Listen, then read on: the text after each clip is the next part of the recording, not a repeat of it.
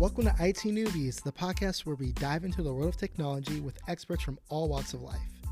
I'm Brent Ingram, and in each episode, we'll be talking to IT professionals about their career journeys, from their early days as newbies to the heights of success they've achieved. And don't worry if you're new to IT, because we'll also be breaking down complex tech topics into beginner-friendly discussions. So whether you're just starting out in the field or looking to level up your skills, join us on IT Newbies as we explore the exciting world of technology together. Subscribe now and never miss an episode.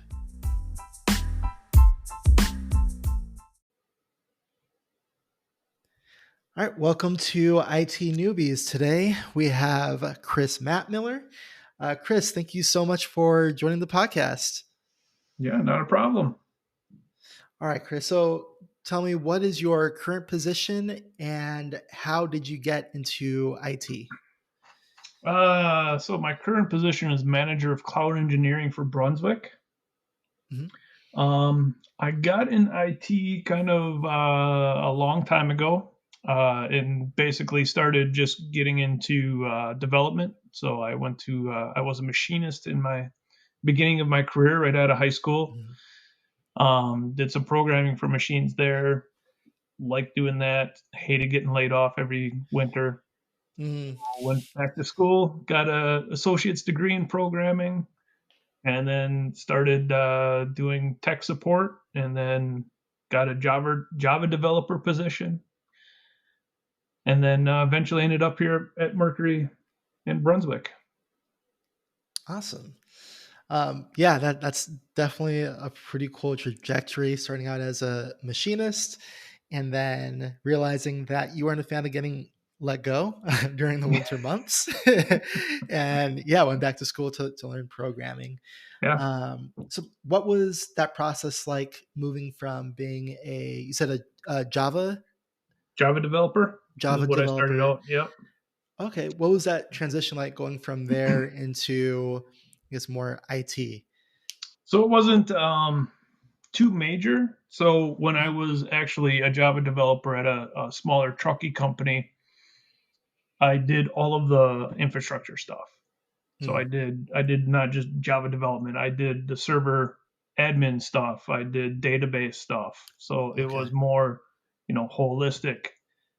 So coming to Brunswick, when I joined as a Java developer for Mercury Marine, and it took me a little bit longer to adjust to the fact that I was just doing development. There were database people, there were infrastructure people. I didn't have to do any of that. I was just strictly development.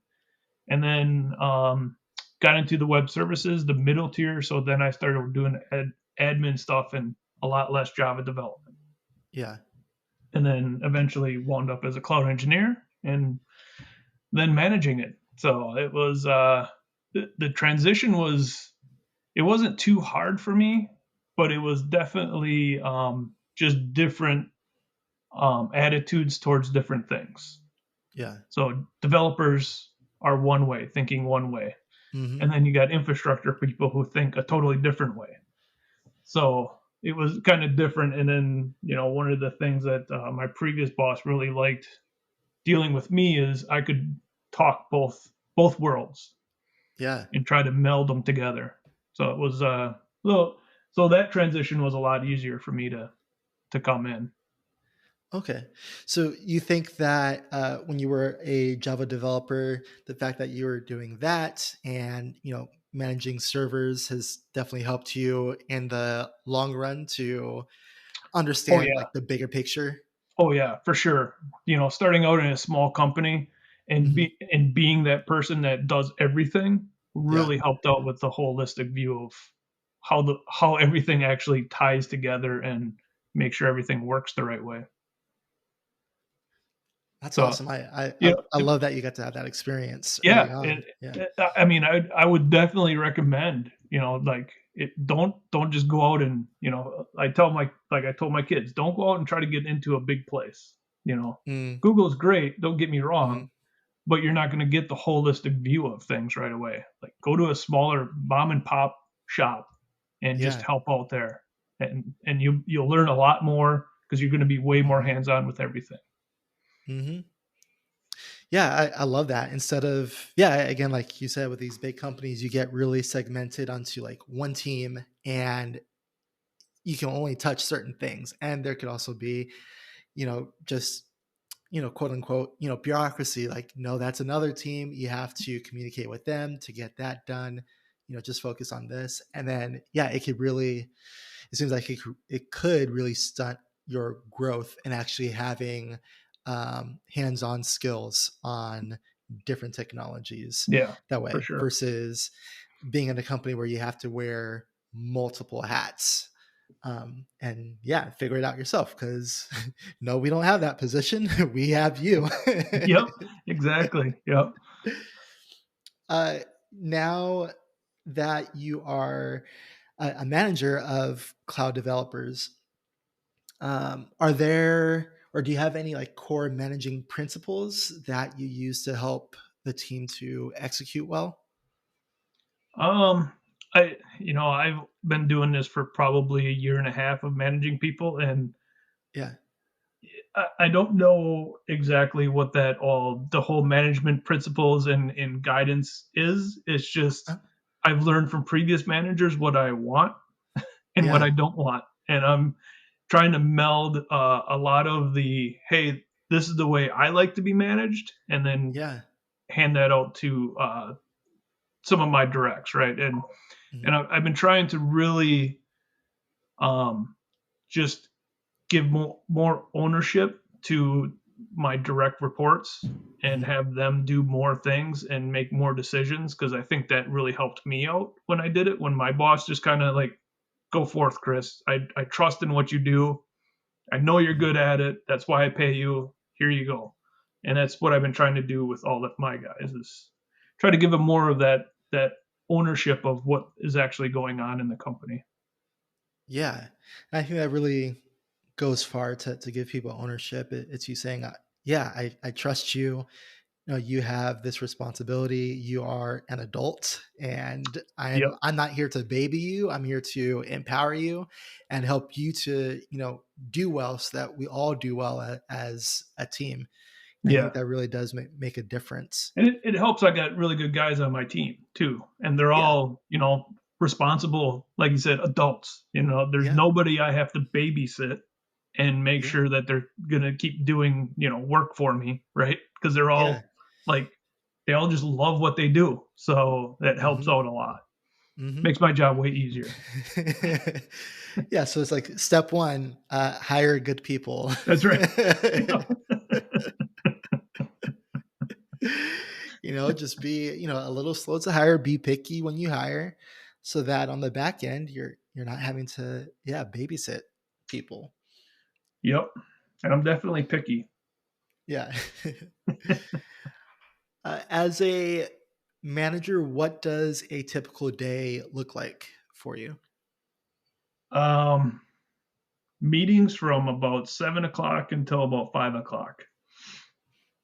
It's a typical Hmm. day. Hmm. So a lot of it is just management and not really management of people, but management of expectations in other Hmm. areas, groups, for Hmm. projects and everything else. The business people, hey, I want this done now. Well, I'm sorry, my guys are busy right now because of all the projects that we've already assigned to them. So we can do it on this date and getting setting those expectations is really the biggest task just about every day.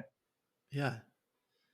Oh yeah, that's really huge because a lot of times people will have expectations that might not necessarily match up with reality, or because they might be on a different team, they don't know all the ins and outs of what a particular team is working on or what they have on their plate, and so then, and especially if they don't necessarily understand the technology or the process of Yep. how things get made, they're like, oh, can't you just click a button and then Yep. that's that? It's Yep. easy, right? I hear that all the time. Doesn't it just take you like 10 minutes to build a server? Yep. But when I have 1,000 people asking me for servers, it's Yeah, a long time. yeah, I yeah. can't. That adds up.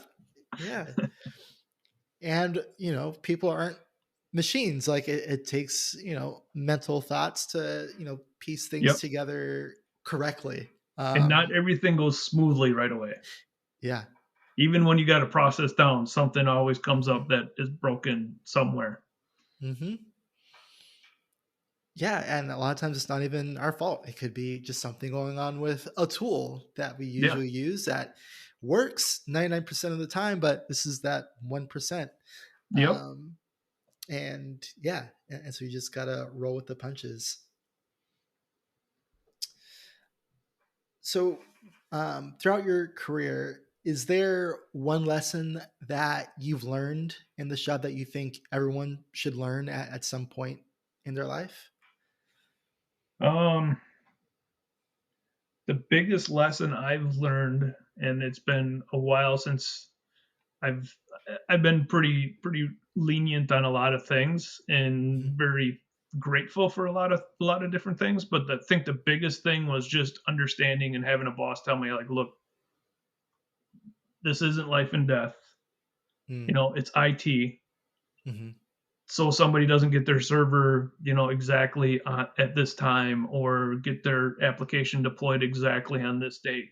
Nothing is gonna come crashing down on anybody, and just have hmm fun with your job. That's been the Yeah. my biggest lesson that I've learned is just enjoy what you're doing because, one day you might not be able to do it. So, hmm and I love what I do. I honestly just love it. I love IT. I love technology. It's Yeah. great. Yeah. Ah, that's so good because it really is about the process and the journey rather than just some like nebulous destination.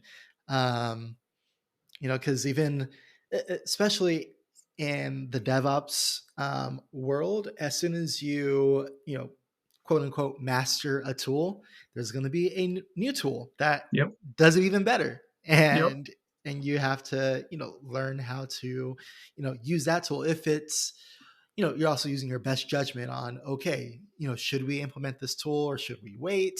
But there's always improvements. I'm sure that uh, just the DevOps has changed a lot in the past 4 years, 4 or 5 years. Oh yeah. When Brunswick, first started on this journey, some of the tools are different.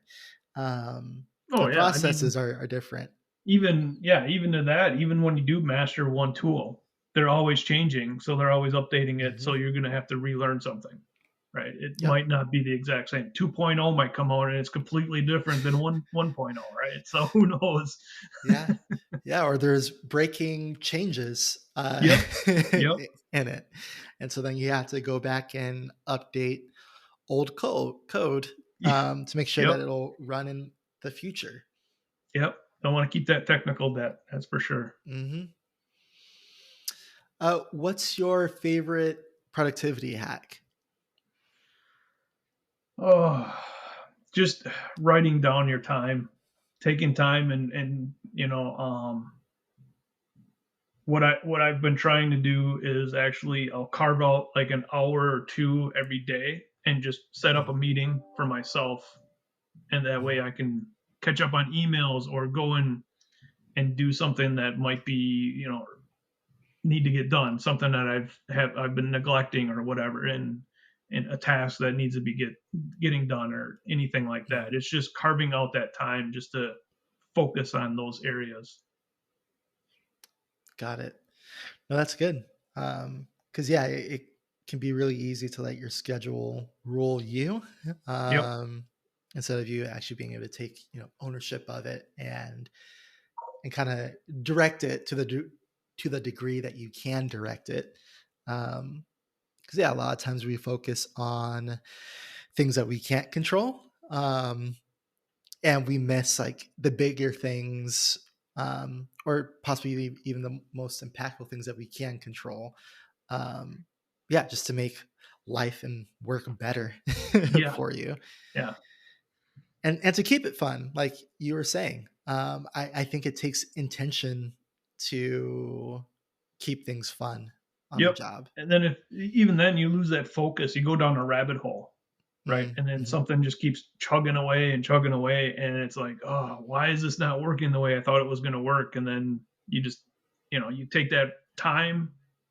You got something else you want to work on. You just take that time and split it off, do Mm-hmm. something else for a little bit, and then come back to it. And then normally you'll just be like, oh, that's right. Here, this is what it is. Yes, yes, that's happened so many times to me. What's some advice that you would give your younger self in regards to IT? um, just keep going, keep doing what you're Mm-hmm. doing because when I was younger and just starting out, it was constant, just the constant work, right? When I Mm-hmm. was developing, I was constantly thinking about it, and I still do that, and it's still, you know, and in the past, I always thought like, no, I got to take care of my family, I got to do this, I got to think about more of this stuff, but Mm-hmm. in the end, it's all just everything works out anyway. So just keep Yeah, doing what you're doing and just have fun with it. I love that. That's so good. All right, so I have a few rapid fire questions to close us out. All right, what do you do to relax? I ride bicycle, mountain bike, shoot pool,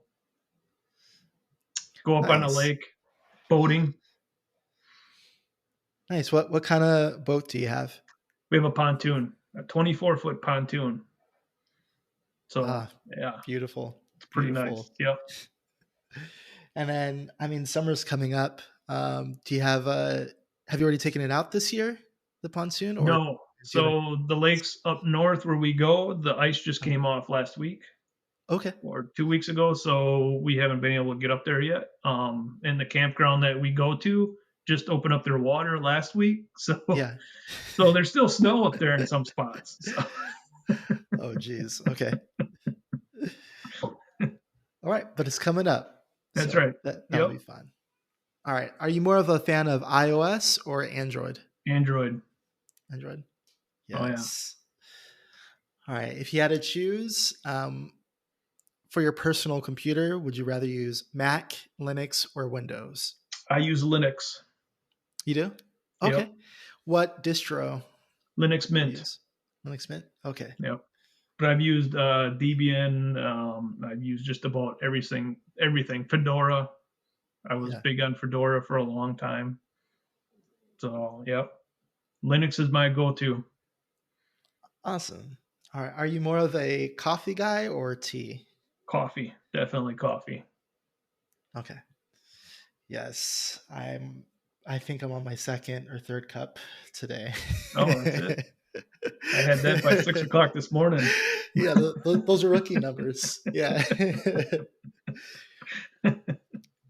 Are you more of a night owl or a morning bird? Probably morning bird. So I normally, work. Like I said, it's like get up at about 5:30 in the morning, Mhm. start work about 6:30, and then I work until about 4:30, 5:30, and Mhm. then I usually go to bed around 10:30. So it can be a long day for me, but Yeah, but you're getting 6.5, 7 hours of sleep, yep, so it's yep. not too bad.